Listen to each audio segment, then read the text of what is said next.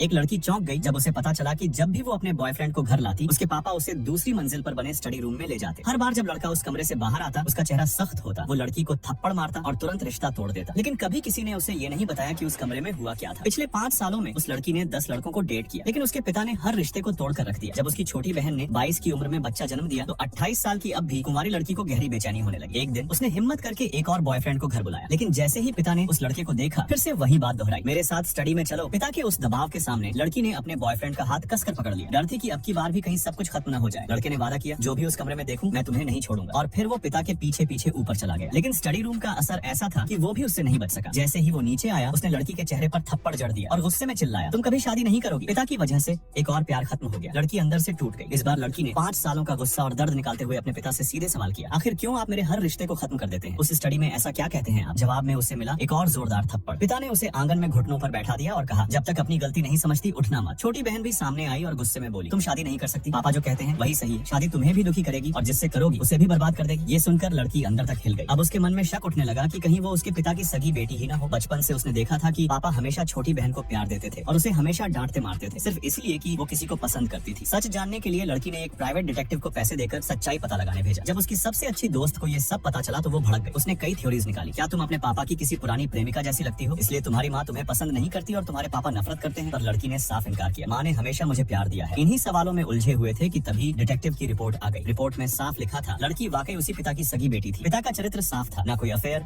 ना कोई दाग। फिर भी उसकी शादी के खिलाफ वो इतना कठोर क्यों था, इसका कोई जवाब नहीं मिला। फिर दोस्त के कहने पर लड़की ने अपने सबसे बड़े ताऊजी से मदद मांगी। जब ताऊजी ने लड़की की हालत सुनी तो वो गुस्से में आग बबूला हो गए। वो सीधे उसके पापा के पास पहुंचे और बोले, इस उम्र में उसे प्यार से कैसे रोका जा सकता है? पिता ने एक शब्द भी नहीं कहा और ताऊजी को भी स्टडी रूम में ले गए। लड़की की सांसें तेज हो गई। डर था कहीं ताऊजी भी बाकी लोगों जैसे न बन जाए। कुछ मिनट बाद ताऊजी बाहर आए और लड़की को जोरदार थप्पड़ जड़ दिया। गुस्से में बोले, तुम लड़कों की जिंदगी बर्बाद कर रही हो। और तभी ताईजी वहाँ पहुँच गई और ताऊजी पर बरस पड़ी, क्या आप भी इस लड़की की शादी रोकेंगे? पिता अब भी चुप थे। उन्होंने ताईजी को भी स्टडी रूम में बुला लिया, लेकिन जैसे ही ताईजी बाहर आई उनका व्यवहार भी बदल गया था। वो भी लड़की को डांटने लगी, घर में चुपचाप बैठो, अगर दोबारा शादी का नाम लिया तो अंजाम बहुत बुरा होगा। लड़की एक बार फिर गहरे अंधेरे में डूब गई। पिता के जुल्म यहीं खत्म नहीं हुए। जब वो उदास होकर कमरे में गई तो देखा मोबाइल में उसके सारे बॉयफ्रेंड्स के नंबर मिट चुके थे। उनके साथ की सारी तस्वीरें भी गायब थी। गुस्से में आग बबूला होकर वो बाहर दौड़ी और पूछा, ये सब किसने किया? तब पता चला उसके पिता और बहन दोनों ने मिलकर ये किया था, ताकि वो दोबारा कभी प्यार के बारे में सोच भी न सके। वो जितने सवाल पूछती उतना ही एक ही जवाब मिलता, प्यार और शादी को हमेशा के लिए भूल जाओ। अब लड़की का गुस्सा फूट पड़ा। उसने जिद पकड़ ली, अब मैं खुद स्टडी में जाकर देखूंगी कि वहाँ है क्या। पिता की रोक टोक को अनसुना करते हुए उसने बहन को धक्का दिया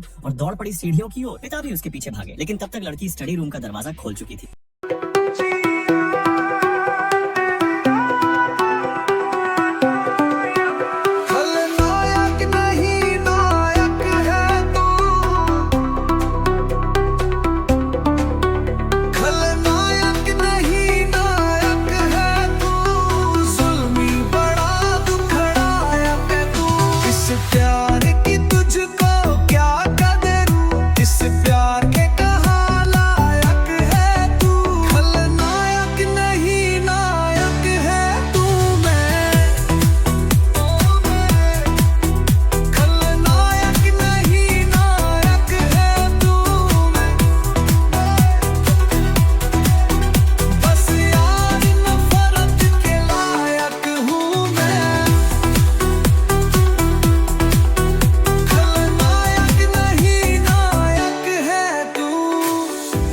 तबीयत तो रंगी है पर तू मोहब्बत की तौहीन है। कुछ भी नहीं याद इसके सिवा, ना मैं किसी का ना कोई मेरा।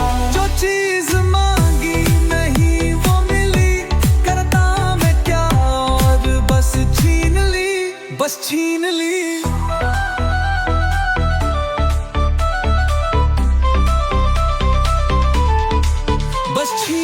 मैं भी शराफत से जीता मगर मुझको शरीफों से लगाता था डर। सबको पता था मैं कमजोर हूँ, मैं इस साली आज कुछ और हूँ, कुछ और हूँ, कुछ और हूँ।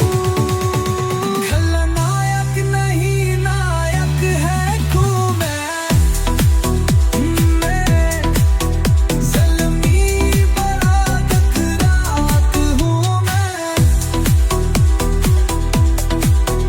बस यार नफरत के लायक हूँ मैं। खलनायक नहीं नायक है तू, मैं कितने खिलौनों से खेला है तू, अफसोस फिर भी अकेला है तू। बचपन में लिखी कहानी मेरी कैसे पालती जवानी मेरी मेरी। सारा समंदर मेरे पास है, एक बूंद पानी मेरी प्यास है, मेरी प्यास है, मेरी प्यास है। देखा था मान में कभी प्यार से, अब मिट गई वो भी संसार से। मैं बोलूं तेरा हूँ जो लुट गया मान का, आंचल कहीं छुप गया, नायक नहीं